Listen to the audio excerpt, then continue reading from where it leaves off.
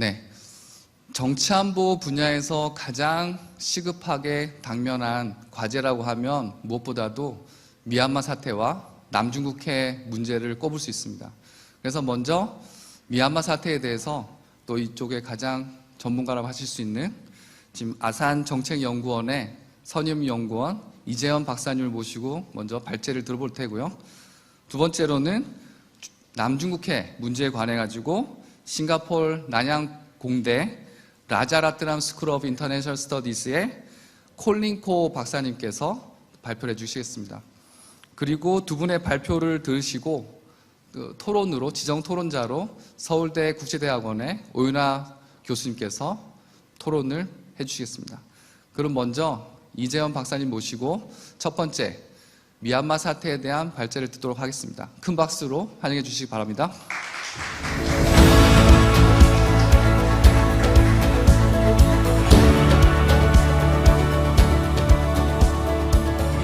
안녕하세요. 지금 방금 소개받은 이재현입니다. 제가 오늘 말씀드릴 주제는 미얀마에 관한 내용입니다.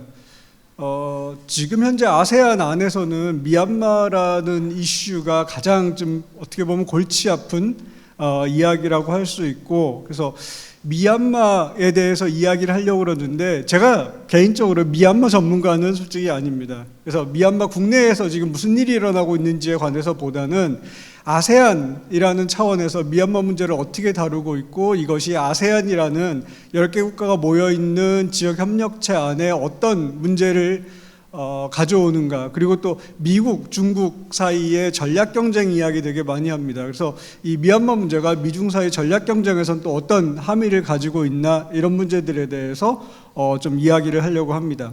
제가 오늘 말씀드릴 내용들은 이렇습니다. 지금 현재 미얀마에 무슨 일이 일어나고 있는지 많은 사람들이 이야기합니다. 미얀마 군부가 2021년에 쿠데타를 일으킨 이후에 상황이 많이 안 좋다라는 이야기를 하는데, 그럼 구체적으로 뭐가 안 좋은지, 지금 상황이 어떤지에 대해서 간략하게만 말씀을 드리려고 합니다. 그리고 두 번째로는 미얀마가 아세안 안에서 어떤 문제들을 일으키고 있는지, 이 문제들에 대해서 아세안은 지금까지 어떻게 대응을 하고 있는지, 그리고 저는 개인적으로 아세안이 이 미얀마 문제를 다루는 데 있어서 일종의 피할 수 없는 딜레마를 가지고 있다고 생각을 합니다. 그래서 어떤 딜레마를 가지고 있는지에 대해서 말씀을 드리고, 마지막으로는 미얀마 문제를 놓고 미국하고 중국은 지금까지 어떻게 줄다리기를 해왔으며, 미얀마 문제를 해결하기 위해서 어떤 노력을 해왔으며, 또는 미얀마의 군부 정권을 보호한다라고 이야기를 하면 좀 이상할 것 같아요. 비호하는 어떤 일들을 해왔는지에 대해서 이야기를 좀 해보려고 합니다. 미얀마의 정치사를 간단히 보면은, 지금 제가 정확하게 비유를 나눈 건 아닌데, 빨간색은 군부가 통치하고 있던 시절이고, 파란색하고 하늘색은 좀 민주화됐던 시절이나 군부 통치가 약해졌던 시기를 대충 보여줍니다.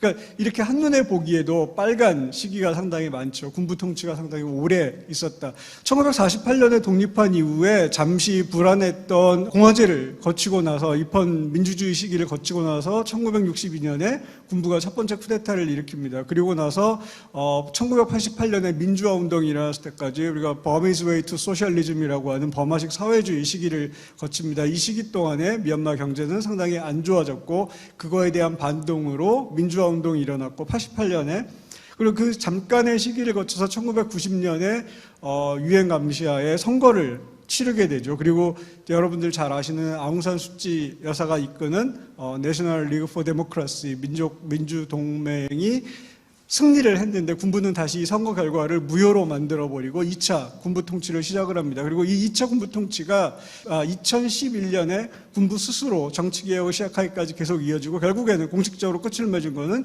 2015년에 새로 민주적인 선거를 통해서 아웅산 수치 여사가 이끄는 NLD가 다시 집권을 하면서 끝나게 됩니다. 그런데 이때만 해도 2015년에 선거에서 NLD가 이겼을 때만 해도 미얀마가 이제 드디어 자유화의 길로 가는구나, 민주화의 길로 가는구나, 많은 사람들이 생각을 했고 희망을 가졌었는데, 문제는 5년 만에 다시 이것이 뒤집어지고 2021년에 군부 쿠데타가 일어나고 군부가 다시 집권을 했다는 거죠. 간략하게 정치사를 보면 이렇고요. 지금 현재 미얀마에서 무슨 일들이 일어나고 있는가 라는 거에 관해서 인간안보 문제, 군부에 의한 뭐 학살이라든지 민간인 탄압 이런 것들에 대해서 이야기가 많이 나옵니다. 지금 여기 보시는 것처럼 한 그 시민단체에서 조사한 결과로 보면은 지금까지 체포된 사람이 2만 5천 명이 넘고 그중에 아직 여전히 감금되어 있는 사람도 2만 명 정도 되고요. 4천 명이 넘는 사람들이 목숨을 잃었다라고 알려지고 있습니다.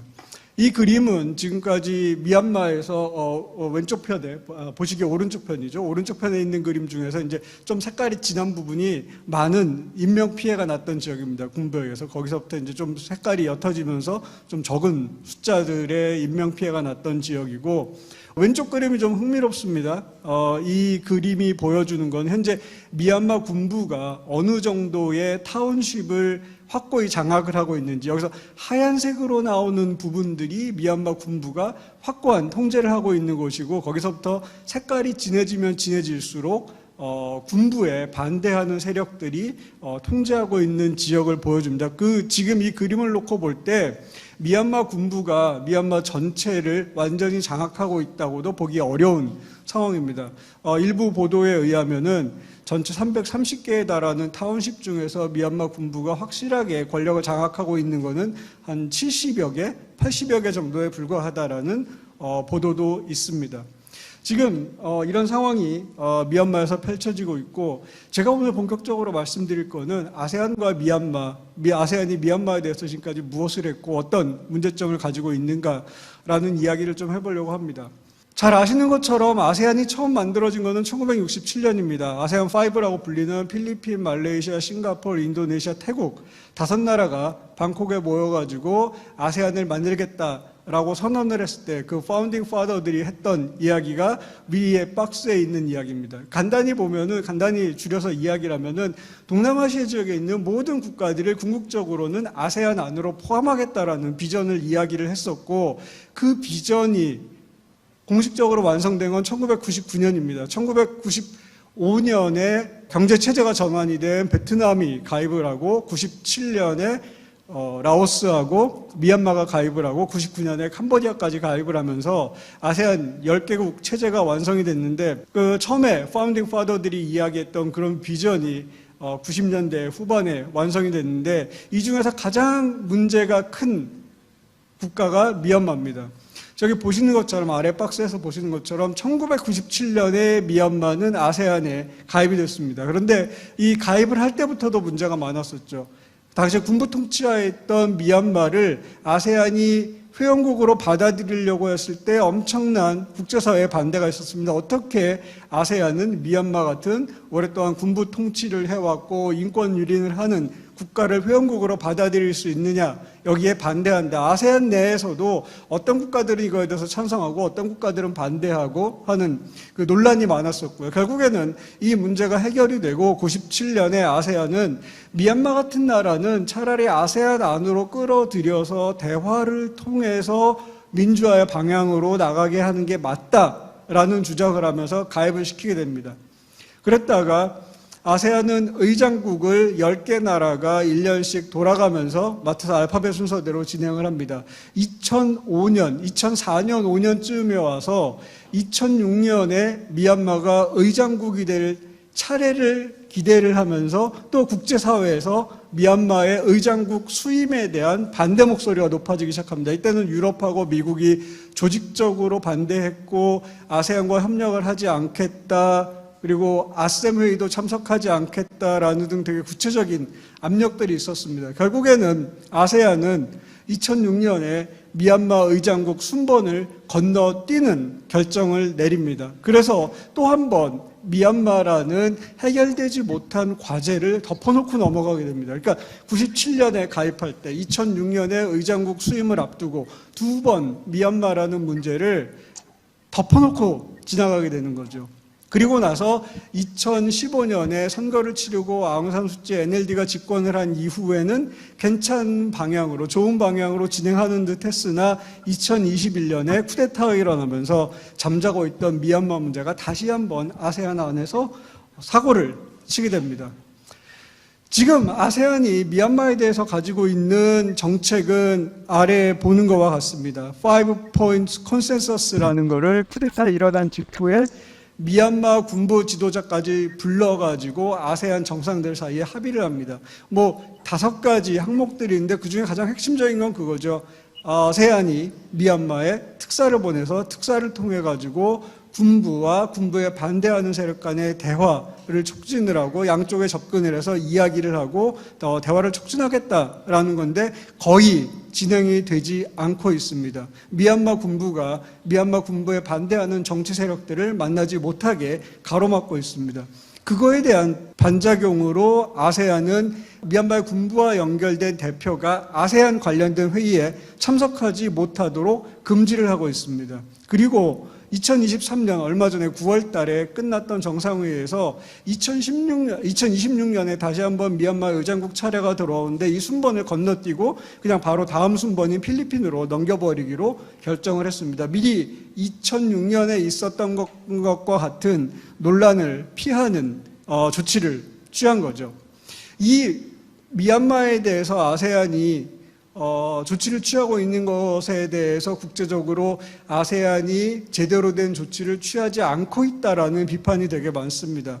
유럽도 그렇고 미국도 그렇고 아세안 당시는 여러분의 회원국인 미얀마에서 이런 군부 쿠데타가 일어나고 인권 문제가 이렇게 있는데 이거에 대해서 왜 아무런 조치를 취하지 않고 있느냐라는 비판을 되게 많이 하고 있습니다. 그런데 거기에 대해서 또 아세안은 아세안 나름대로 자기네들의 입장을 변호할 만한 이야기를 충분히 가지고 있습니다. 아세안은 기본적으로 10개 나라의 협의와 합의를 통해서 의사결정, 정책결정을 하는 기구인데 여기서 보시는 5-point consensus는 몰라도 그 뒤에 미얀마의 아세안 회의에 참여를 금지시킨 거는 미얀마 없이 이루어진 행동이고 이런 거는 어떻게 보면 아세안 내 협의와 합의라는 원칙을 위배한 거가 되겠죠. 이런 원칙들이 깨져나가기 시작하면 아세안 내 작은 국가들은 아세안이라는 무대에서 자기네들의 이익을 보호할 수 있는 비토 파워가 사라진다라고 느낄 겁니다.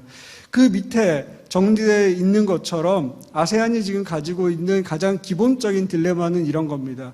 아세안 차원에서 미얀마에 강력한 조치를 취하면은 국제사회로부터는 칭찬을 받겠죠. 그런데 아세안이 지금까지 1967년부터 50년이 넘게 끌고 왔던 아세안의 질서라는 가장 기본적인 원칙을 어기게 되고 이 원칙이 깨져나가면 작은 국가들은 동요를 하게 되고 그렇게 동요가 일어나기 시작하면은 아세안의 내적 단결이 약화되는 결과를 가져옵니다.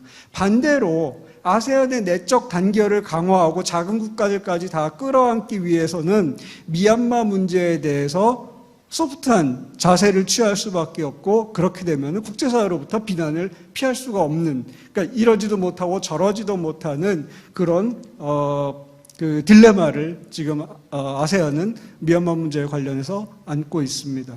마지막으로 이제 강대국하고 미얀마 문제에 대해서 간단하게 좀 말씀을 드리면은 제가 그 책에서 가져온 이야기인데 커트 캠벨이라고 오바마 행정부에서 힐러리 클린턴이 국무장관을 할 때 아태 담당 차관보를 했던 인사입니다. 이 사람이 미국의 피봇 정책에 대해서 쓴 책에 보면은 이런 이야기가 나옵니다. 피봇 정책이 오바마 행정부의 피봇 정책이 아시아에서 특히 동남아에서 거두었던 가장 큰 성과 중에 하나는 미얀마의 정치개혁이라는 이야기입니다. 미얀마가 2011년에 정치개혁을 하기 이전부터 데렉 미첼 같은 특사들이 미얀마를 부지런히 드나들었고 물론 미국이 미얀마의 정치적 자유와 민주화를 가져왔다라고 100% 가져왔다라고 보기는 어렵지만은 미국도 대단히 큰 역할을 했다라고 스스로 자부하고 있습니다. 이 커트 캠벨 책 맨 마지막 결론에 해당하는 챕터에 보면은 그 챕터가 그걸로 시작합니다. 미국의 에어포스 원이 양곤공항에 착륙을 하면서부터 이야기가 시작이 되는데 그럴 정도로 미국의 오바마 행정부의 피봇 정책에서 중요한 부분은 미얀마였다.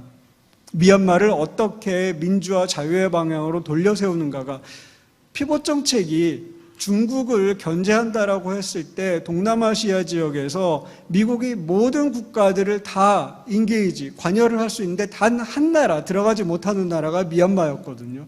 그러니까 미얀마는 미국이 1990년대 이후로 경제적인 제재를 가하고 있었고, 미얀마가 변화하지 않으면은 이 경제적인 제재를 풀 명분이 없었고, 이 경제적인 제재를 풀지 못하면 미국은 미얀마에 접근하지 못하는 거였죠. 그래서 미얀마를 돌려 세우는 게 중국을 견제하는데도 대단히 중요한 과제였습니다. 그래서 결국에는 미얀마를 돌려 세우고 민주화의 방향으로, 자유화의 방향으로 나가게 만들었는데, 그 뒤에 벌어진 일들이 조금 의문스러운 상황입니다. 이 조지 슐츠라는 전 미국 국무장관이 이야기한 가드닝에 관한 비유를 제가 가져왔는데, 이것도 이제 커트 캠벌 책에서 그대로 써놓은 건데, 간단한 이야기는 그겁니다. 그러니까 아시아 지역이나 뭐 외교에 있어서 가서 뭐 사람들 만나는 건 좋은데, 지속적으로 관심을 가지고 문제를 해결하고 하는 일이 대단히 중요하다라고 하고, 이거를 가드닝이라고 표현을 하고 있는 건데, 이 가드닝 비유를 갖다가 집어넣어 보면 오바마 행정부 때는 피봇 정책에서 아주 성공적인 가드닝을 했다. 동남아시아에 대해서 미얀마를 돌려세우는 것까지 포함해서 지속적으로 정상회의에 참여하고 지역 지도자들과 만나고 많은 관심, 정책적인 관심을 쏟아부었다. 그런데 문제는 트럼프 행정부에 들어와서 2015년에 미얀마가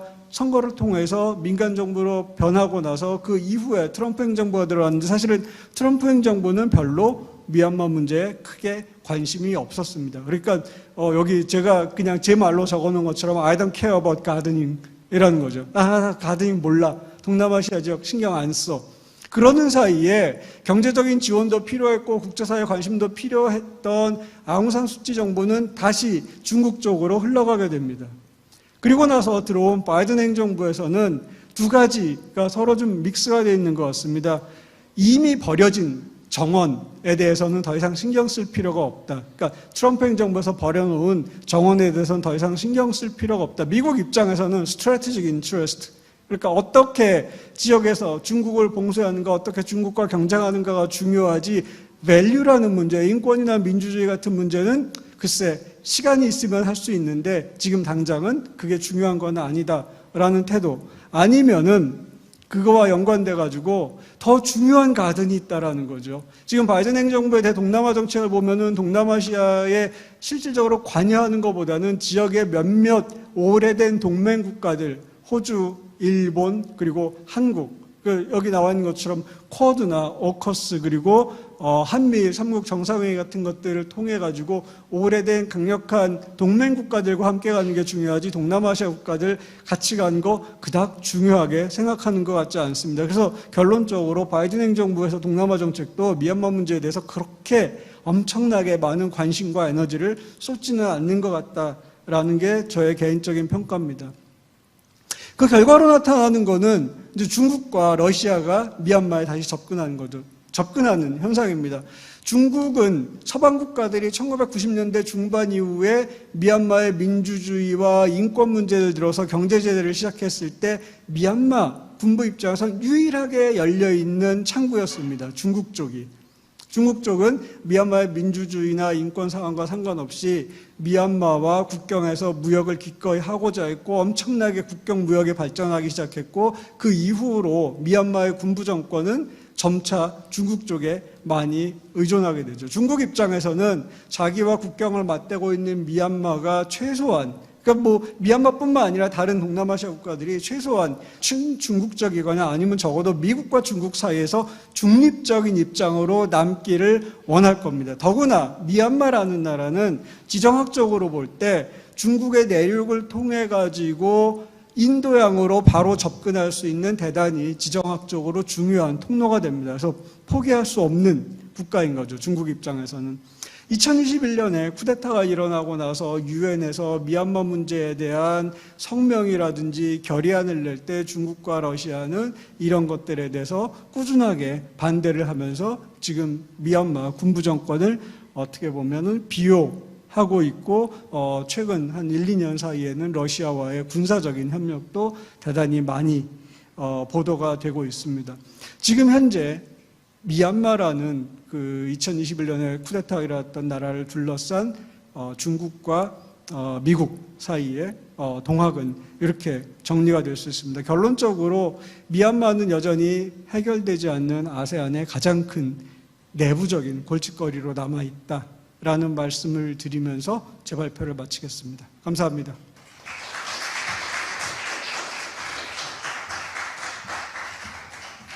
네, 이재현 박사님 감사합니다. 골치 아픈 미얀마 문제를 정말 잘 설명해 주셨습니다. 다음은 남중국해 문제에 관해 가지고 난양공대 라자라트람 스쿨 오브 인터내셔널 스터디스에 계신 콜린코 박사님께서 발표해 주실 텐데요. 지금 온라인으로 연결돼 있으리라 믿습니다. 닥터 콜린코 박사님은 인도 태평양 지역의 해양 안보에 관한 네, 최고 전문가십니다. While you guys bring up the slides, there again, I have to make an apology that I am unable to run through the entire course of the history of the South China Sea. So therefore, I have to be very concise about what I'm going to talk about. So even though my presentation is on the South China Sea, I'm going to focus largely on what's happening in the more recent times. So this is the situation that we're looking at. The South China Sea is, on the map, it doesn't look very big. If you compare this water body to a number of other water bodies around the world, it is considered what we call a semi-enclosed water body. And so therefore, according to the United Nations Convention on the Law of the Sea, nation states who are signatories to this particular convention are obliged to cooperate with each other. Whether or not there are disputes or there are no disputes, it is in the obligations of those nations to cooperate with each other. So in this case, we have here a set of disputes. And just to put forth on the record is that it isn't just one dispute per se. We have here, in fact, a collection of multilateral as well as bilateral disputes in the South China Sea. So the biggest one, of course, surrounds these features in the South China Sea called the Spratly Islands. And this is where it is considered multilateral because you have China, you have Brunei, you have Malaysia, you have the Philippines, and you have Vietnam involved in competing claims against each other. That's one. Second is that the South China Sea issue isn't just about a territorial issue because most of you may think of it as simply about territory. When we think about territory, it is always about the appropriation of sovereignty. However, this is more than that. In the South China Sea, it is also about a dispute regarding jurisdiction. Jurisdiction over enforcement powers in particular. And we're talking about the case of resources, fishery resources, energy resources. These do not actually amount to a form of sovereignty appropriation. It is about sovereign rights to these resources. And we are talking about, for example, the exclusive economic zones of these particular body area. Now, the other point that I want to highlight here is that the South China Sea isn't just any semi-enclosed water body. It is also a very busy water body. It is where you find the key sea lines of communications running through the region. In fact, if anything, it connects Northeast Asia, where South Korea is located right now, and with the rest of the world. And trade goes both ways. You are talking about the energy trade that goes to Northeast Asia, economic powerhouses like Korea, and also you're talking about commodities and high-tech goods that were being produced in Korea, in Japan, in China, and they are being transported on sea via the South China Sea to the adjacent markets. For example, in Southeast Asia, further west into the Indian Ocean, and even further afield into Europe, for example. So this is why the South China Sea is important, and at the same time, it shouldn't be regarded as simply just a water body shared by the concerned littoral countries around. It is an international maritime medium, and that's why I'm talking about this, because I wanted to impress upon all the audience here that it is an international consequence. And it is consequential for everyone to be concerned about the South China Sea and its well-being. The next slide, please. So this is the most recent picture. It was taken, of course, from the air by the Philippine Coast Guard and Maritime Forces.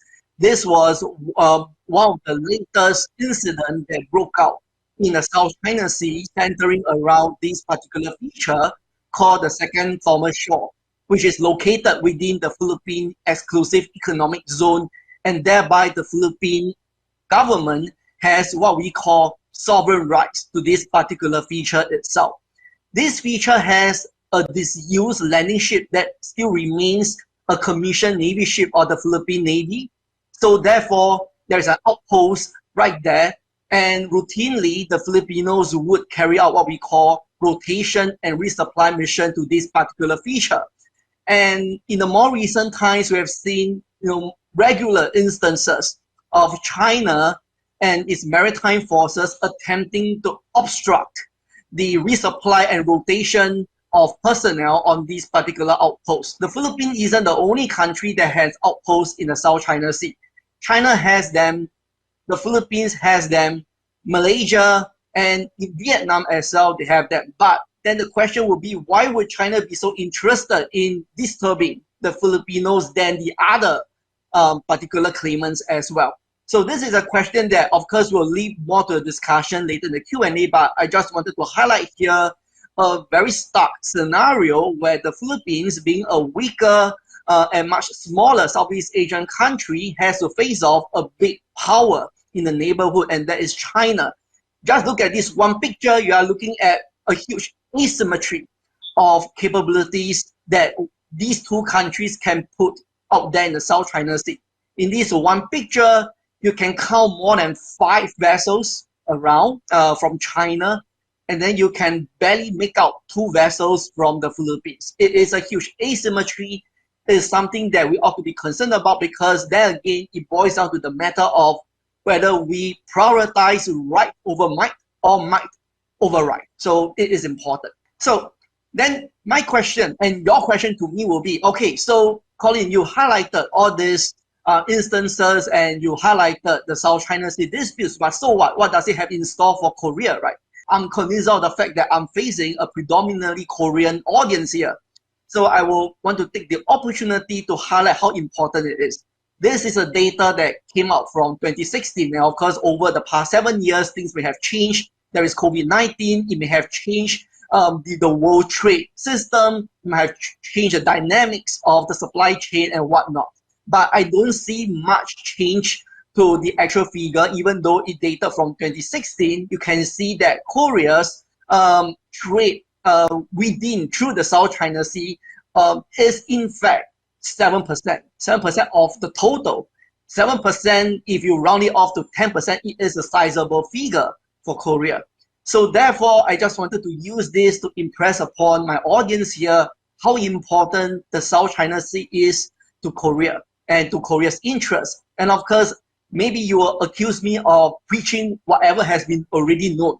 But then again, my presentation here is to simply argue very simplistically that, even though Korea is a major economic player worldwide as well as even in Southeast Asia, but I fail to see Korea punching above its weight in Southeast Asia, and in particular in the South China Sea. So this is a survey of Southeast Asia's perceptions, and that was carried out annually. And in fact, this is from the latest Southeast Asia survey that was carried out by one of the think tanks in Singapore. It's a sister think tank. It is the oldest think tank in Singapore, called the Institute of Southeast Asian Studies. And they conduct this annual survey of perceptions towards extra-regional powers in Southeast Asia. And what was interesting, of course, is a whole slew of questions that those respondents were being asked to answer, and those respondents came from the academia, they also come from the government, they also come from the corporate entities as well. And so this one question about which country or regional organization that has the most political and strategic influence in Southeast Asia. And if you look at the top, say ASEAN, at the ASEAN level, and you'll find that in 2002, 0.6% felt that Korea has the most strategic and political influence in Southeast Asia. And this figure actually jumped significantly to 1.7% this year, in fact. So there is a huge jump here. And of course, what contrasts with that is that even though Korea doesn't really have a tradition of security relationship in Southeast Asia, actually, the United Kingdom has a much longer history of security relationship in Southeast Asia, and yet it wasn't seen in the same light. And what was interesting was that, in fact, the score for the United Kingdom this year was 1.1, and that was contrasting the 1.7 for Korea itself. So that was, in effect, quite an interesting observation, and which thereby seems to mean that there is greater expectations within Southeast Asia for Korea to play a bigger role in projecting political and strategic influence. So this one is a bit small, but let me just simply say that the figures were the same, 2002 versus 2022 last year and this year.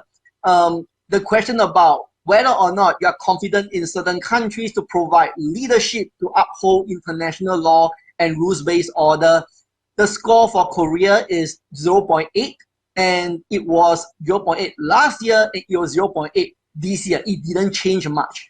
But then again, it seems to highlight that there is some reticence within Southeast Asia about the role that Korea could play. Because if you look at the score for India, for example, India's score has actually improved significantly. And one would argue that India has in the recent times been playing a bigger role in Southeast Asia, not just economically, but also both strategically and politically. So this one is even more telling. And I thought that was a very interesting observation to be made in the same survey, is that amongst the various countries outside Southeast Asia, who do the respondents think will be potential third parties to hedge against the US-China rivalry? In other words, what will you deem as a third way? Because if you don't want to choose China, you don't want to choose the US, then who shall you work with as a hedge? And it turns out that Korea has a better score last year. It was 6.8. This year, it dropped by quite a huge margin to just 3.2. Now, let me briefly highlight a key analysis of all these observations. I don't think there is a sense of negative perception of Korea playing an outsized political and strategic role in Southeast Asia. Because if you compare Korea with Japan, for example, Japan has historical baggage in Southeast Asia due to the past World War, for example. But Japan managed to get out of the shadow of the past war, and now it was being welcomed in Southeast Asia to play an outsized strategic and political role. Then the question, of course, is if Japan can do that, then why would Korea not do that? Because Korea has no similar historical baggage. And what I believe to be the observations about how Southeast Asian countries view Korea's strategic role is more so of a disappointment that even though Korea has had very strong economic links in Southeast Asia, but somehow Korea has not been punching above its weight when it comes to contributing to security and to other defense matters in Southeast Asia. So I think maybe we can be slightly optimistic because compared to the previous administration, I think the current President Yoon's administration seems to give some hope to Korea's greater contribution and participation in Southeast Asia strategic affairs. And I refer to what you might already be aware of is the strategic outlook, or I think more accurately, the Indo-Pacific strategy of Korea. And that, of course, ties in very closely with what has been talked about in the US strategy, and also has some similarities with what the Japan Free and Open Indo-Pacific is also talking about. And I think what was interesting here is the emphasis in this strategy on common values, and those common values that relate to international law, rules-based order. And I think this is something that we can be optimistic about. My only question is, there is a strategy right now, but then again, the bigger question is, how do you implement the strategy to its fullest fulfillment? Because I'm aware that even though I'm not, a Korean Peninsula expert, but I'm fully aware that by and large, North Korea is the greater security challenge. And so therefore, over the decades, it has always been something that is holding back Korea from playing a bigger role in the strategic realm, both regionally and internationally. And I think what was interesting here is that in the recent times, we have seen Korea picking up more in the South China Sea. And what I thought was interesting was in 2016, Korea was one of the few countries that explicitly come up with a statement in response to the 2016 arbitral award on the South China Sea. Now, a brief history on that, for those of you who might not be aware, is after a major standoff in the spread lease between the Philippines and China in 2012, the following year, Manila lodged a lawsuit against China with the Permanent Court of Arbitration. And over the 3 years, China did not participate in the proceedings, and China had forsworn against recognizing the award in any form. And in 2016, the award came out that handed what many tend to see to be a major legal defeat against China. And the Philippines benefited greatly from that. And by extension, the other Southeast Asian claimants in the South China Sea also would benefit from this award, because if they want to bring an international case against, say, China, for example, in the future, then these legal proceedings will take into account the 2016 award. So what was heartening was to note that Korea was one of the few countries that come up with a statement to highlight the need to abide by international law.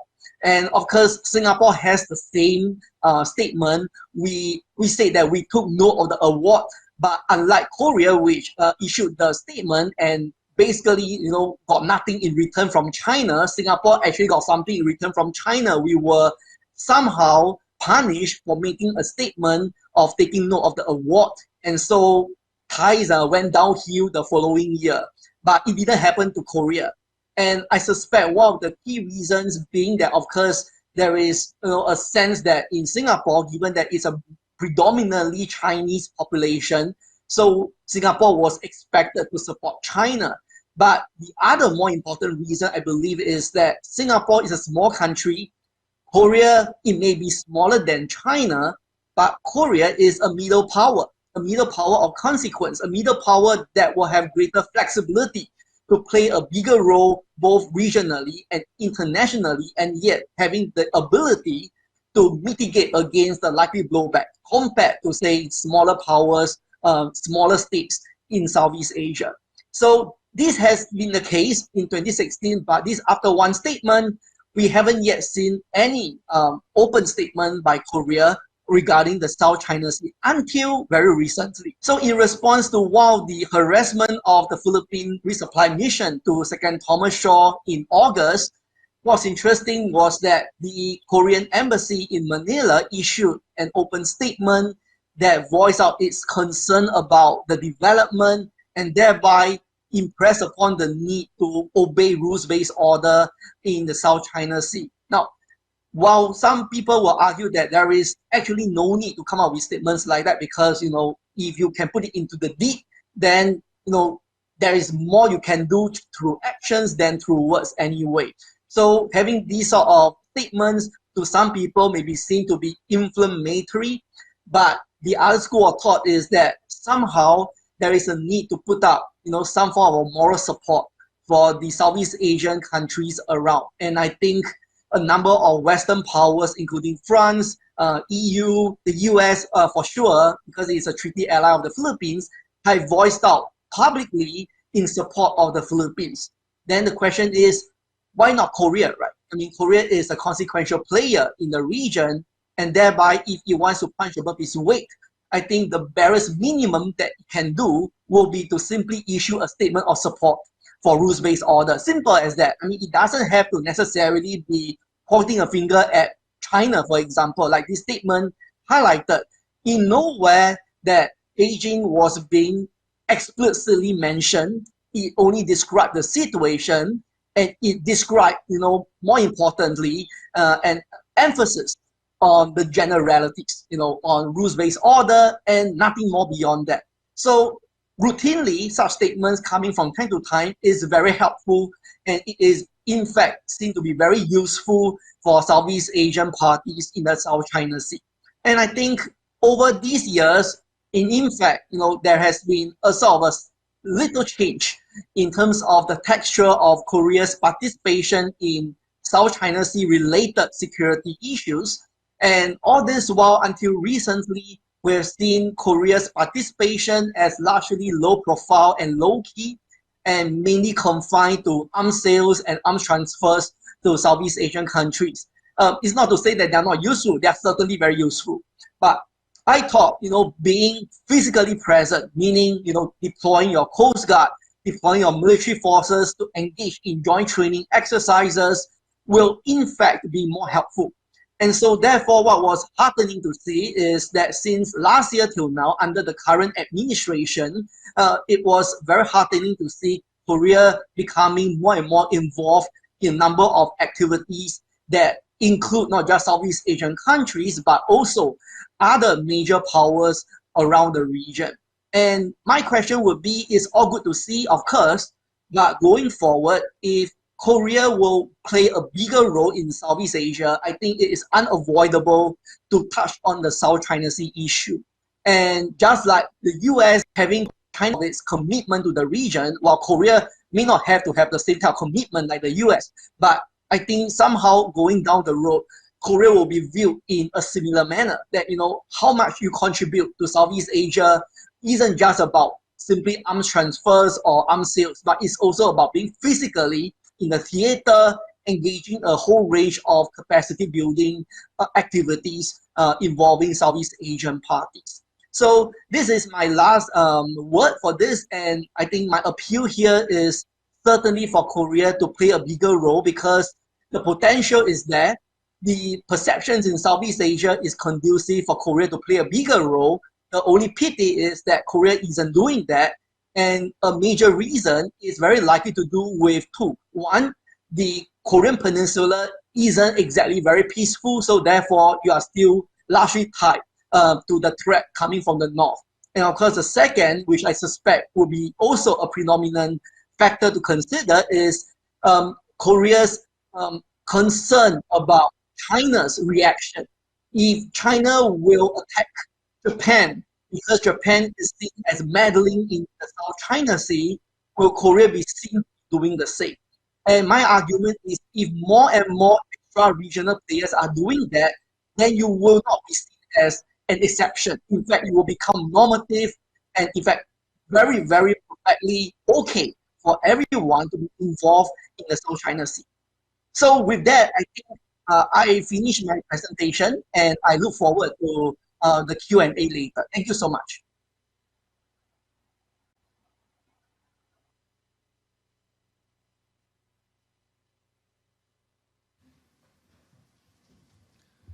Thank you, Dr. Ko, for your excellent presentation.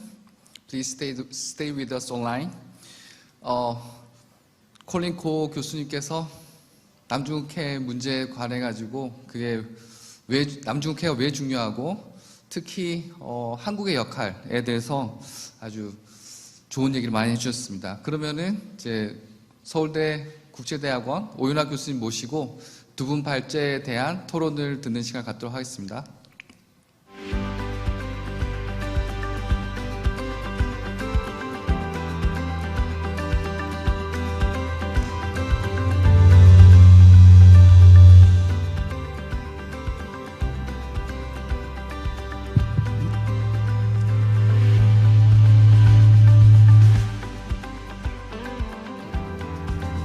네, 오윤학 교수님 부탁드립니다. 네, 감사합니다. 먼저 현대차 정몽구 재단과 고려대학교 아세아 문제연구원 아세안 센터의 이런 자리를 만들어주신 데 대해서 감사의 말씀을 드립니다. 그리고 저는 개인적으로 고려대 아세안 센터의 일원으로 오늘 이렇게 이 자리에서 토론할 수 있게 돼서 또 기쁜 마음입니다. 미얀마 사태와 남중국해 분쟁은 아세안의 제도적 특성 그리고 역사적 특성을 고려하면 아세안 차원에서 대처하기 아주 어려운 문제들인 것이 사실입니다. 그러니까 보통 아세안이 자신들에 대해서 이야기를 하고 또 아세안을 아는 사람들이 이해를 하기로 아세안의 목표와 기능은 어떤 지역에 문제가 있을 때 그 문제의 근원을 해결하는 것이 아니라 그 문제가 지역적으로 걷잡을 수 없는 문제로 확산되는 것을 방지하는, 관리하는 것을 목표로 한다고 말을 하고 있습니다. 그리고 아세안의 가치는 아세안은 내정 불간섭을 최고의 가치로 두고 또 점진적이고 비공식적인 합의를 중시하는 의사결정 방식을 운영을 이제 하고 있습니다. 그러니까 여기에 대해서 이제 사람들이 비판을 하는 것은 그러니까 그런 목표와 기능들이 냉전 시기에 정립된 것인데 그 이후 탈냉전기나 아니면 세계화를 이제 거치면서 지역 안보 환경이 많이 변했음에도 불구하고 적절히 접근하지 못했다라는 비판을 많이 하고 있습니다. 이런 비판이 정당한가와는 관계없이 지금 앞에서 그러니까 두 분께서 말씀하신 이 미얀마 사태와 남중국해 분쟁은 분쟁에 대해서 아세안이 적절하게 대처하지 못하고 있는 것도 사실입니다. 미얀마 사태가 아세안에 대해서 문제가 되는 것은 그러니까 특히 아세안의 국제적 위상에 문제가 되는데 그동안 아세안이 역사를 통해서 그러니까 동남아시아의 역외 세력이 개입하는 것을 배제하는 것을 주요 목표와 명분으로 삼았기 때문에 그러니까 이렇게 되면 자연스럽게 밖에서 보기에는 그렇다면 아세안의 문제는 아세안이 해결할 수 있는 것이냐 이런 기대를 이제 불러일으킬 수가 있는 것이죠. 근데 여기서 이제 앞에 잠깐 말씀드렸지만 아세안이 우리가 말하는 해결과 관리는 문제의 해결이 아니라 관리다. 확산의 방지라고 이렇게 이야기를 하고 그래서 우리가 말하는 아세안이 말하는 안보 협력은 다른 의미라고 이야기를 한다고 해도 그 뉘앙스를 국제사회에 설득하는 것이 쉬운 일은 아닙니다.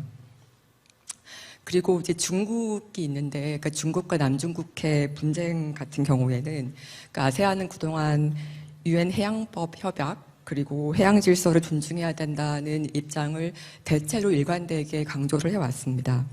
하지만 또 그 이상의 행동은 취하기가 쉽지 않았죠.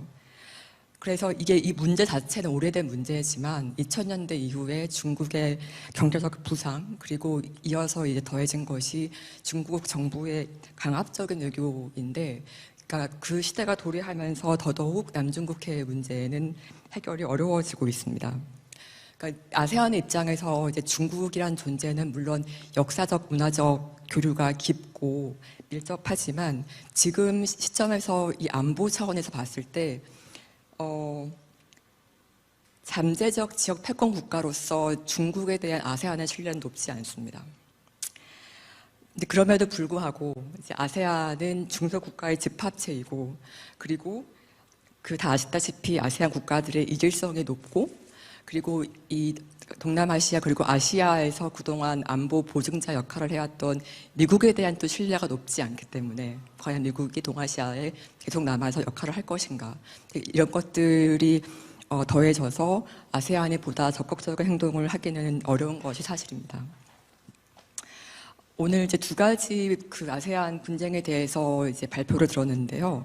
사실 이것을 좀 더 이제 체계적으로 이해를 해 볼 수가 있다고 생각이 되는데 분쟁의 당사자가 누구인지를 놓고 한번 분류를 해볼 수 있을 것 같습니다. 그래서 저는 이것을 분쟁의 수준, 레벨이라는 관점에서 유형화를 해보면 4가지가 나올 것 같은데요. 첫 번째는 아세안 국가 내의 분쟁입니다. 그래서 미얀마 사태가 여기에 해당이 되는 것이고요. 그러니까 물론 이제 이 분쟁 지역이 국경 쪽이기 때문에 포함하기 때문에 뭐 중국이나 태국 접경 지역이 이 분쟁 지역에 포함되기도 하지만 기본적으로 분쟁의 당사자들은 군부와 시민, 군부와 소수민족 반군이라고 할 수 있기 때문에 국내 갈등입니다. 그래서 미얀마의 가장 중요한 원칙은 내정 불간섭의 측면에서 보면 아세안이 개입하기가 어려운 것이 사실이죠. 그리고 두 번째 분쟁 유형은 아세안 국가 간 분쟁입니다. 이제 분쟁은 좀 넓은 개념이고 그 중에서 전쟁으로 좁혀서 본다면 사실 이제 아세안 회원국 간의 그동안 전면 전쟁은 없었는데 사실 이런 전면 전쟁의 부재는 아세안이 그러니까 안보 분야에서 자신들의 주요 성과를 뽑는 그런 성과죠. 그러니까 적어도 아세안 국가 사이에 전쟁은 없었다.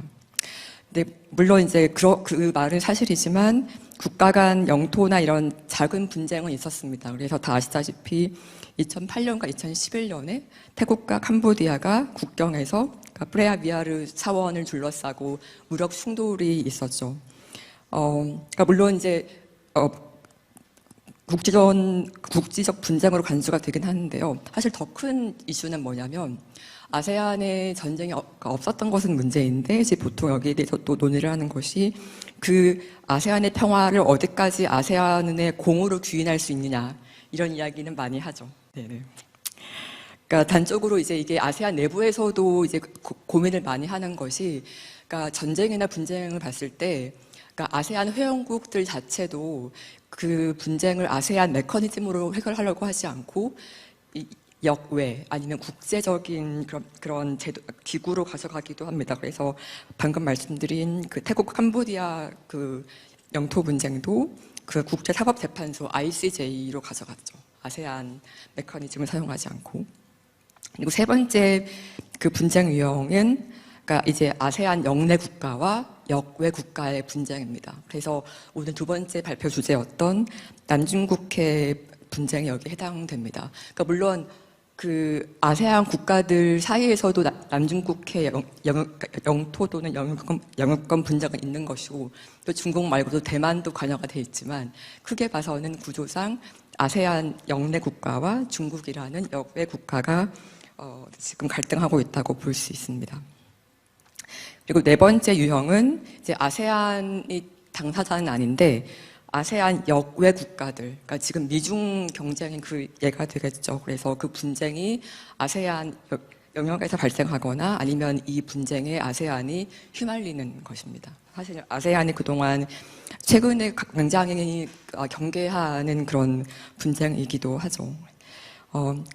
그리고 실제 행동에서도 그러니까 미중 경쟁, 특히 이제 미중 뭐 기술 패권 경쟁을 놓고 이야기를 하면 아세안 회원국들은 어떤 뭐 특정 강대국의 어떤 전략이나 아니면 노선을 따르지 않는 모습을 종종 보였습니다. 그래서 예를 들어 미국 정부의 그러니까 중국 화웨이 제재 같은 경우에도 실제 예를 보면 싱가포르나 태국에서는 중국 IT 기업들과 협력을 강화하는 모습들을 많이 보였고요.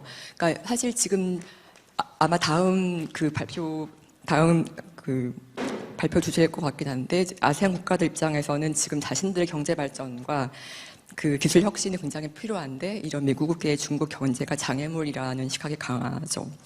그래서 오늘 발표는 그러니까 이 네 가지 유형 중에서 첫 번째와 세 번째를 다룬 것이라고 볼 수 있습니다. 그러니까 국가 내 분쟁과 역내 국가와 역외 국가의 분쟁. 근데 이제 이 두 가지 주제가 오늘 다뤄진 것이 우연은 아닐 수도 있는 것이 사실 이 두 가지가 네 가지 중에서는 좀 더 다루기 어려운 주제인 것 같긴 합니다. 왜냐하면 두 번째 아세안 국가 간 분쟁은 아세안이 어떻게든 좀 관리를 잘 해온 측면이 있고 그리고 네 번째가 그 역외 국가 간 미중 경쟁 같은 경우에는 물론 잠재적 위험이긴 하지만 아직은 본격화된 건 아니기 때문에 그래서 물론 이걸 다 감안하고 오늘 그 발표 주제를 정하신 것인지는 모르겠지만 논리적으로 그러니까 그러니까 아세안에 발생할 수 있는 그런 분쟁 중에서 보다 해결이 어려운 두 가지 분쟁에 대해서 오늘 발표를 하신 것 같습니다.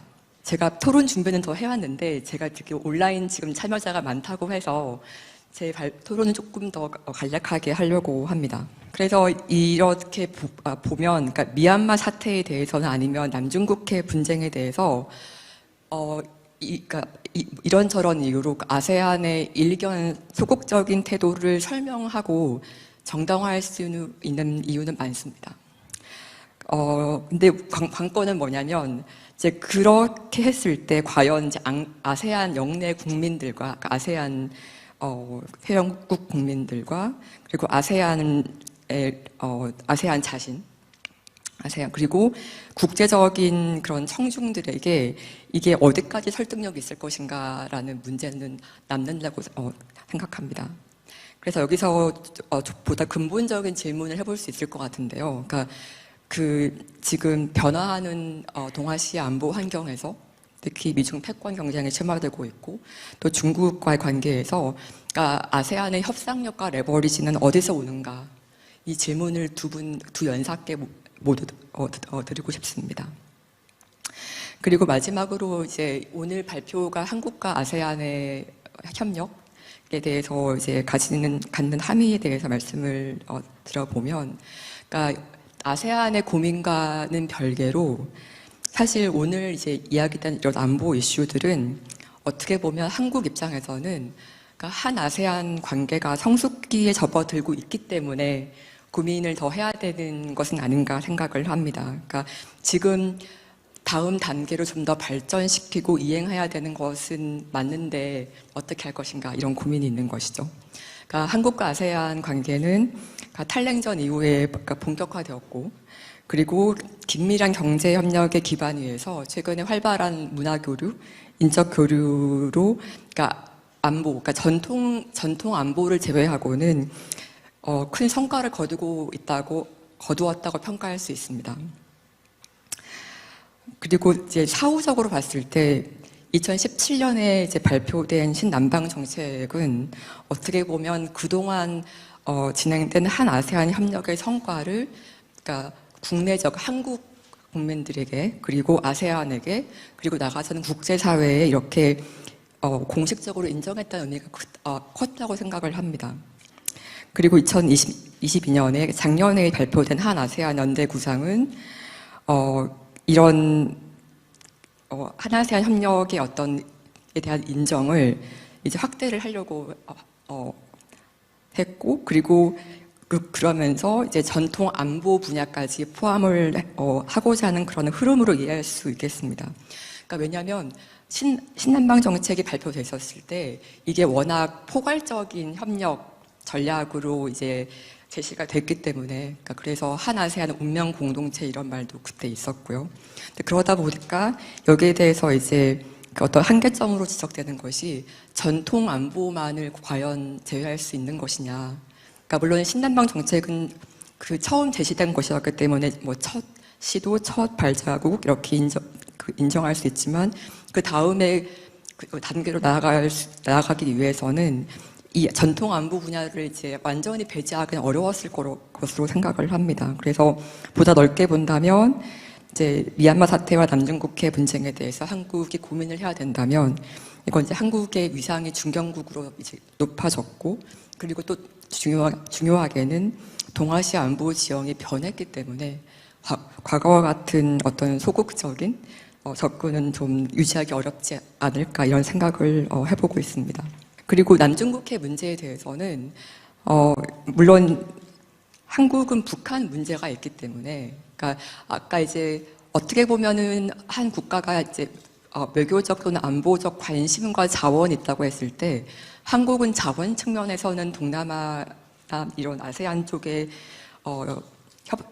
협력할 수 있는 여지가 있지만 관심 차원에서는, 그러니까 어텐션이라는 주의 차원에서는 북한이 우선순위가 될 수밖에 없다고 생각을 하고 그 자체가 문제라고는 생각하지 않습니다. 그러니까 그렇지만 저도 콜린고 박사님 발표에 동감하는 부분은, 그러니까 남중국해가 굉장히 중요한 한국의 무역 항로이고, 그러니까 한국 입장에서 이제 항로를 몇 가지로 분류하는데 서남 항로라고 해서 중동까지 가는 그 항로가 있죠. 그러니까 한 6,800km 정도 이렇게 이어지는데 한국이 거의 92% 정도 에너지를 수입할 때 상당 부분이 중동에서 오고, 뭐 이런 이야기는 다 아시는 이야기죠.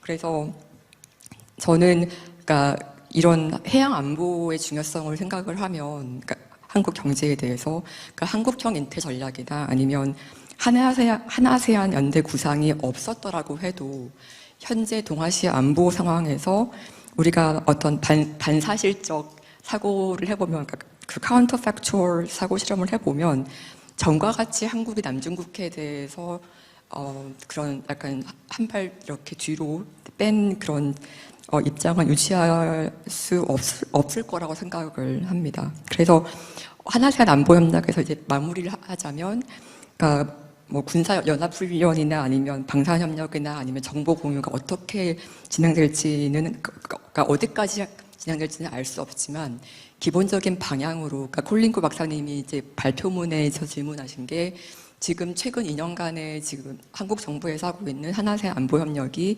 그냥 이번 정부에서만 할 수 있는 그런 일이냐 아니면 앞으로도 지속될 것인가에 대해서 질문하셨는데 저는 왜냐하면 환경이 변했기 때문에 동아시아 안보 지형이 변했기 때문에 이번에 변화된 기조는 지속될 것으로 생각을 합니다. 네, 이상입니다. 네, 오윤아 교수님. 네. 좋은 토론 감사합니다. 오윤아 교수님께서 두 발제자분께 이제 질문을 던지신 거를 간략하게 두 가지로 요약할 수 있을 것 같아요. 그래서 이재현 박사님과 우리 콜린코 박사님께서는 이 두 질문에 대해서 답을 해주시면 감사하겠습니다. 첫 번째는 각각의 문제, 미얀마 사태, 남중국해 문제, 아세안 스스로 해결 가능할 것이냐, 스스로 또 하기 위해서는 뭘 어떻게 할 수 있을까. 두 번째는 그 문제 해결을 위해서 한국은 무엇을 할 수 있나, 역할. 그 두 질문에 대해서 우리 이재현 박사님부터 답변해 주시면 감사하겠습니다. 네, 감사합니다. 여러 가지를 생각하게 하는 지금 사회자께서 정리해 주신 두 가지 문제 외에도 여기 지금 여러 장 적어놨거든요. 네, 발표 들으면서 그다음에 토론 하시는 거 들으면서 적어놨는데 간략하게 지금 정리해 주신 질문 두 가지의 답을 드리고 좀 제가 생각하는 것도 좀 덧붙여서 말씀을 드리겠습니다. 아세안이 미얀마 문제를 자체적으로 해결할 수 있는가? 지금으로서는 없다라는 게 저의 답일 것 같아요. 해결할 수 있는 방법은 없다. 미얀마 내부 사정, 내부 국내 문제에 아세안이 공식적으로 개입할 수 있는 제도적인 방법은 아세안에는 없습니다. 그래서 공식적으로는 없다. 모르겠습니다. 마쿠에서 어떤 지도자들이 무슨 이니셔티브를 취해가지고 미얀마 군부와 이야기를 하는지 그거에 대해서는 모르겠습니다만은 공식적으로는 좀 어렵다라는 생각이 들고 아까 또 윤하 교수님이 이야기했던 것 중에 한두 가지 이제 드는 생각이 첫 번째 그 질문을 하셨던 것 같아요. 아세안의 협상력 레버리지는 과연 어디서 오는가? 이거 되게 근본적이고 많이 나오는 중요한 질문인데 강대국 경쟁이라는 것이 없으면은 아세안이 강대국에 대해서 협상력이나 레버리지를 가지기 어려울 거다. 미국, 중국이 지금 현재로 보면 미국, 중국이 아세안에 관여하지 않는다면은 아세안은 강대국에 대해서 협상력을 가지지 못한다.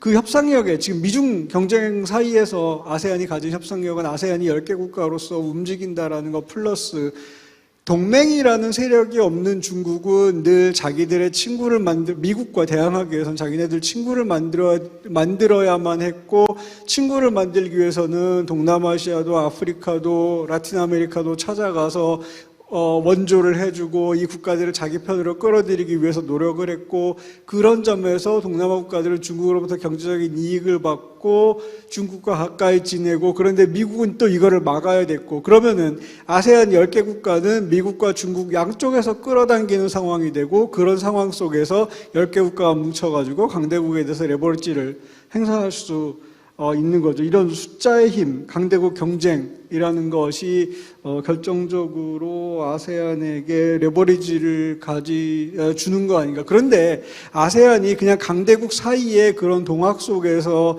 생기는 수동적인 레버리지만을 갖는 건 아니고 미소 경쟁이 있던 시기하고 지금 미중 경쟁이 있는 시기에는 그렇게 강대국 경쟁이라는 맥락 속에서 협상력과 레버리지를 확보했는데, 그러면은 설명 안 되는 부분은 탈냉전 시기에 미국도 동남아시아에 관여 안 하고 소련이라는 나라 없어지고 중국이 아직 성장하지 않았을 때 동남아시아 국가들은 무엇을 했는가? 그때는 자기네들이 전면에 나와가지고 동남아 주도로 다자협력을 만들기 시작했죠. ARF도 그렇고 전 말레이시아 총리 마하티가 얘기했던 이스트에이시아 이코노믹 그룹도 그렇고 그 뒤에 경제위기 때 물론 더 강력하게 됐지만은 그 아세안 플러스3나 그 뒤에 이스트에이시아 서밋 같이 아세안 중심으로 해서 지금 아세안 센트럴리티라고 동남아 국가들이 이야기하는 것들이 모두 다 그 시기에 시작된 거거든요. 그러니까 강대국 경쟁이 없는 시기에는 아세안 국가들이 오히려 더 열심히 자기네들을 셀링하러 다녔던 거죠, 국제적으로.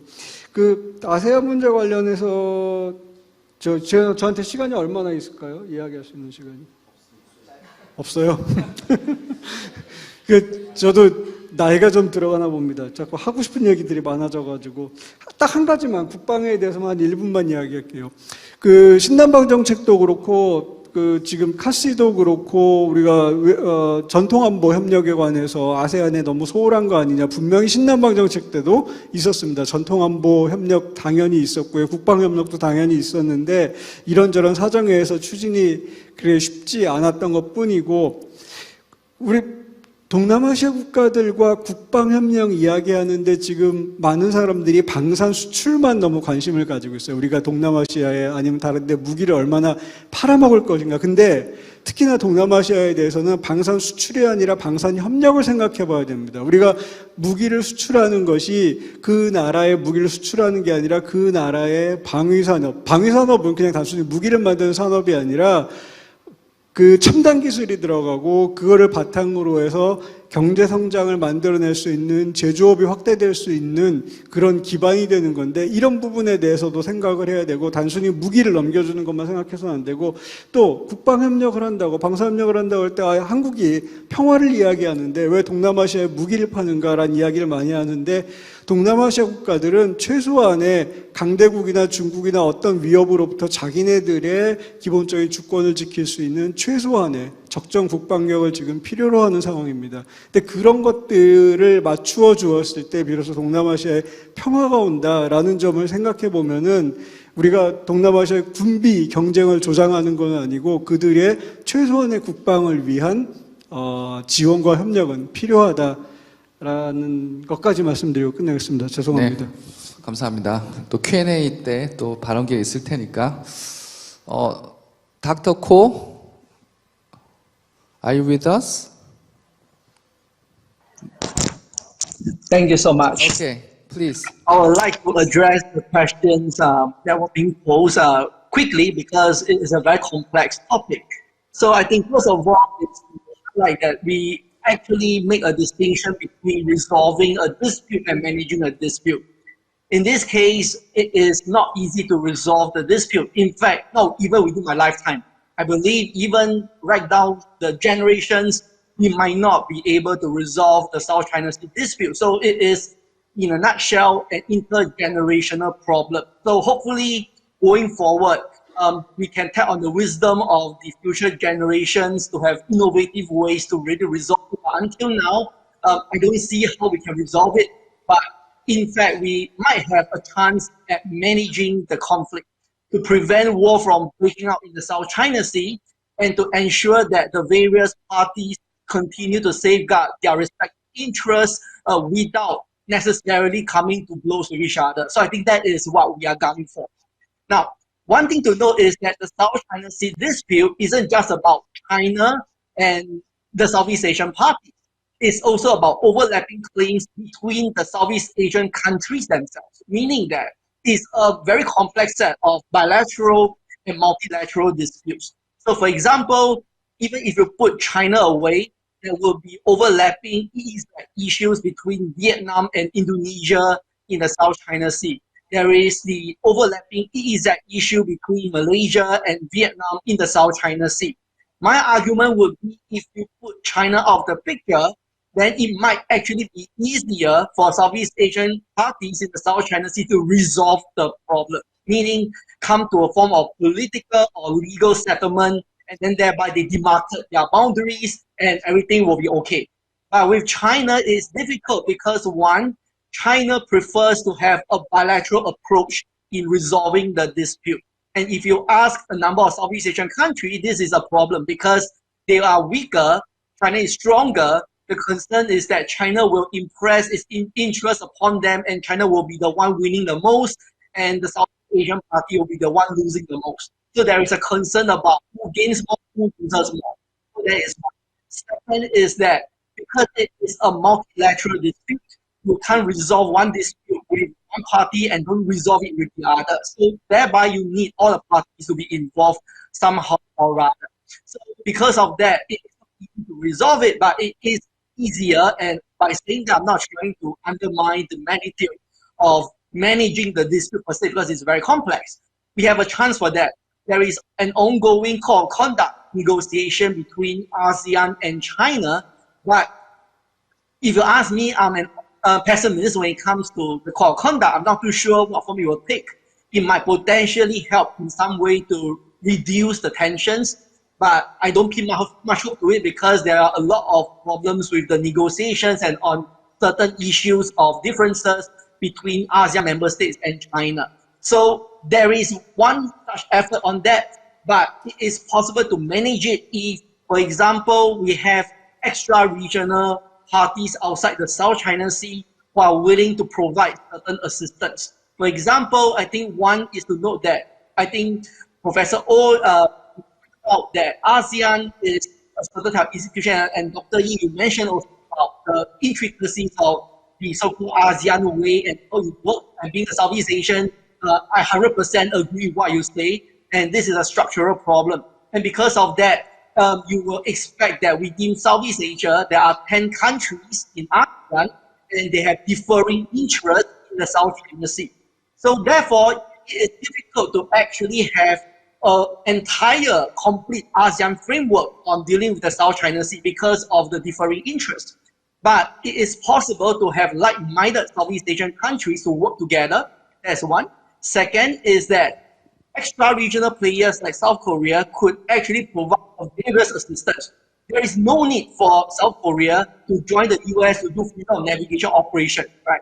But certainly routine presence of South Korean Coast Guard or Navy in the South China Sea, it doesn't have to add one nautical miles of Chinese features. It could help in asserting the point that the South China Sea is an international medium, and so therefore everybody has a stake in preserving its peace and stability. So that is important. It can be very symbolic, but it is symbolically very important. Second is that, and I fully agree with what Dr. Yi said, and when you say that, I feel very heartened because you said that it's not just about the arms sales, but it's also about building the resilience of Southeast Asian countries, building their means of defending their own sovereignty and their rights. And I fully agree. And this is, in fact, a key drive in terms of how Korea could help Southeast Asia. It isn't just about building the military or Coast Guard capacity of Southeast Asian countries so they can be empowered to assert their own rights and sovereignty, but it's also about building their economic resilience. And I think on this front, we will envision Korea to play an even bigger role. Because if you consider that Korea is one of the biggest investors and biggest trade partners in Southeast Asia, this is where Korea could play a very important role in helping to diversify the export markets of Southeast Asia so that we can have resilience against what we'll call economic coercion, which is one type of gray zone aggression that could be adopted by an aggressor. So I think on this front, South Korea could do more. On the other hand, that's the final point of my remark, is that we see a lot of sidedness here because South Korea does a lot economically, but it does less on security. It is quite opposite of what the US is doing a lot on security, but doing much less on the economics. So even if you put Korea and the US side by side and they seem to complement, but the texture of cooperation and the various comparative advantages that Korea bring to Southeast Asia differs from the US. So therefore, it is in fact important for Korea to play a more comprehensive role going forward. Thank you. Thank you, Dr. Ko. 한국이 해양 안보 문제에 있어서도 더 큰 역할을 해줄 것을 강조하신 게 아주 인상 깊습니다. 자, 그럼 첫 번째 패널 8분 남았는데요. 지금 온라인에 계신 분들 중에는 질문이 없다고 하고 지금 플로어에 계신 분들 질문을 받도록 하겠습니다. 손을 들어서 질문이나 코멘트 있으신 분들은 말씀해 주십시오.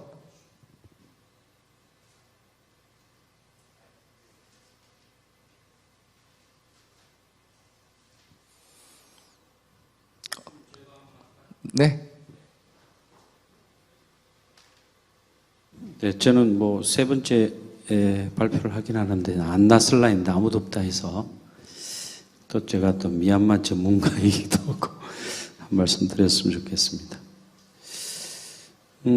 어떻게 해결할 수 있을까? 자, 이렇게 가장 문제인데요. 저도 뭐 기본적으로 이재현 박사님 생각은 가세 문제 해결 방법이 사실 자체내는 없죠. 또 특히나 또 말레이시아 총리가 아나르가 또 되면서 뭐 아세안에서 축출해야 된다 뭐 이런 얘기도 들은 것 같고요. 최근에 새로 사무총장 되신 분은 아세안끼리 결혼은 자유롭게 해도 이혼은 없다 뭐 이런 말씀을 제가 들은 적도 있습니다, 개인적으로.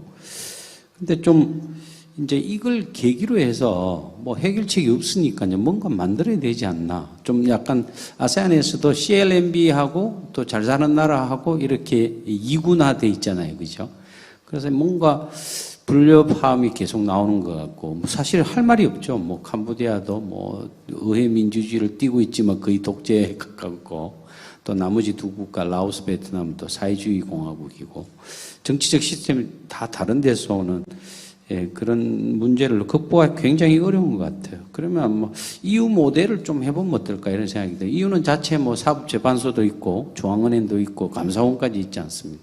물론 정치경제 통합을 가고 있는데, 물론 그걸 위해서 아세안 커뮤니티가 출범을 했는데 그 이후에 행보가 전혀 나오지 않고 있잖아요. 2025 블루프린트가 나오긴 했는데, 뭐 좀 그런 식으로 아세안에서 뭐 그런 움직임이 있는지 저는 잘 모르겠습니다. 혹시 이지현 박사님께서 그걸 추적하고 계시니까. 새로 사무총장 되신 분은 2035로 연기를 해서 블루프린트를 10년 정도 더 연기를 해서 조금 더 EU처럼 만들어보자 이런 거는 제가 개인적으로 들은 것 같은데, 혹시 그런 자체 내에서 해결 방안 기구 이런 게 있는지 좀 여쭤보고 싶습니다. 네, 감사합니다. 자, 이재현 박사님 답변해 주시죠. 되게 중요한 질문이시고 근본적인 질문이신데요. 그거를 답을 하자면 조금만 돌아가 보겠습니다. 그러니까 아세안이라는 지역기구가 도대체 왜 나오게 됐는가라는 거에서부터 좀 시작을 해야 될 것 같은데, 아세안하고 EU하고 똑같은 지역협력체라고 그래가지고 우리가 흔히 비교를 하는데, 유러피안 유니언이라는 거는 1648년에 웨스트팔리안 체제가 만들어지고 수백 년 동안 국민국가를 하고 국민국가들끼리 싸우고 그거에 지쳐가지고 국가를 넘어보자라고 나온 게 유러피안 유니언이고, 아세안은 1967년에 만들어졌을 때 독립한 지 불과 뭐 10년, 15년밖에 안 되는 신생 독립국들이 개별 국민 국가들을 보호하기 위해서 만든 지역협력체라는, 이제 완전히 똑같은 지역협력체이나 목적은 완전히 다른 성격을 가지고 시작된 거고, 따라서 아세안은 개별 국가들을 보호하기 위해서 어떻게 하면은 아세안이라는 걸로 뭉쳐 있지만은 아세안이라는 단위가 개별 국가들의 이익을 침해하지 않는 방식으로 이 협력을 끌고 나갈까를 아주 정교하게 고민을 한 거고요. 그래서 협의와 합의라는 원칙, 주권 존중, 내정 불간섭이라는 것들 같은 그런 무기들을 갖게 된 거죠. 개별 국가들이 이것이 나의 이익에 반하네, 그러면 거기다 비토를 놓을 수 있는 권리, 합의해주지 않을 수 있는 권리를 왕창 집어넣어가지고 끓여놓은 탕이 아세안이라는 찌개가 되는 거죠. 근데 시간이 지나면 그러면 아세안은 좀 더 성숙해져야 되는 거 아니냐, 유럽연합처럼 가야 되는 거 아니냐라는 이야기를 되게 많이 할 수 있는데, 너무나 오랫동안 50년 넘게 이 안에서 편하게 살았던 동남아 국가들은 이 아세안에 들어가 있는 것이 나한테 커다란 큰 비용이 들지 않으면서 상당히 괜찮은 이익을 가져다 주기 때문에 이 질서를 바꾸려는 중요한 인센티브가 지금으로서는 아직 없는 거죠. 그래서 이 바꿔야 되겠다라는 인센티브하고 지금의 편안함하고 사이에 이게 뒤바뀌는 임계점이 언제쯤 올 거냐라는 거를 한번 좀 생각해 봐야 될 것 같고, 그건 저도 답은 모르겠습니다. 또 한 가지는, 이 아까 제가 발표할 때 잠깐 말씀드렸던 동남아 국가, 아세안에 들어가 있는 동남아 국가들이 가지고 있는 비토 권리라는 게 되게 중요한데, 미얀마 같은 경우에 아세안에서 쫓아내겠다, 미얀마를. 그래서 만약에 미얀마를 아세안에서 쫓아냈다, 벌을 주기 위해서. 그러면은, 나도 저런 운명을 당하는 거 아니야? 라고 생각할 수 있는 캄보디아, 라오스 이런 나라들이 거기에 대해서 반발을 할 수 있고, 그렇게 반발을 하게 되면은 아세안 내부의 유니티라는 거는, 결속력이라는 거는 깨져나가게 되겠죠. 그래서 아세안은 결속력을 지키기 위해서는 적당히 이거를 관리하면서 갈 수밖에 없고, 만약에 아세안 입장에서 쫓아내고 비토 파워를 없애고 세게 나가도 결속력이 떨어지지 않겠다, 라오스, 캄보디아 같은 나라들이 뭘 어쩌겠어라고 할 수 있는 지점은 언제냐면은 아세안이 이 작은 국가들한테 하고 이런 비토 파워가 없어졌음에도 불구하고 내가 이 안에 들어있는 것이 나한테 이익이야 라고 생각할 수 있게끔 아세안이란 지역협력체가 엄청난 이익을 그들에게 퍼줘야 되는데, 과연 지금 그러고 있나? 만약에 그럴 수 있으면은 아세안은 미얀마를 쫓아내고 좀 더 세게 목소리를 높일 수 있을 것 같은데, 아직은 거기까지도 못 가지 않았다라고 생각이 됩니다.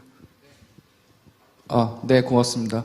지금 1분 남았는데 매우 짧게 이 질문에 답 좀 해주시죠. 한국 정부하고 기업은 미얀마 사태 문제에 대해서 어떤 태도를 갖는 게 좋을까요? 1분만 쓰세요. 저는 신남방 정책 시기였죠. 2021년에 쿠데타가 일어났을 때 한국 정부의 입장 발표를 듣고 깜짝 놀랐습니다. 이게 한국 정부의 입장이 맞아? 라고. 왜냐하면 되게 센 워딩이 나왔었거든요. 군부에 대한 비판으로. 한국 정부가 계속 견제해야 될 입장은 기본적으로 그거라고 생각합니다. 한국이라는 나라가 개발도상 국가였을 때는 이익을 쫓아서 이렇게 왔다 갔다 해도 아예 뭐 어려운 친구들이니까 그럴 수도 있지. 근데 지금 한국의 국제적으로 위상은 그거를 훨씬 뛰어넘거든요. 한국이 그냥 당장의 눈앞의 이익, 한국 기업도 마찬가지고 눈앞의 이익만 쫓아가지고 원칙이라든지 가치의 문제를 저버리고 이렇게 갔다 저렇게 갔다 하면은 한국은 뭐 지금 GPS, 글로벌 피보털 스테이트 이런 이야기 하지만 결코 GPS에 해당하는 대접을 국제사회에서 받지 못할 겁니다. 네, 감사합니다.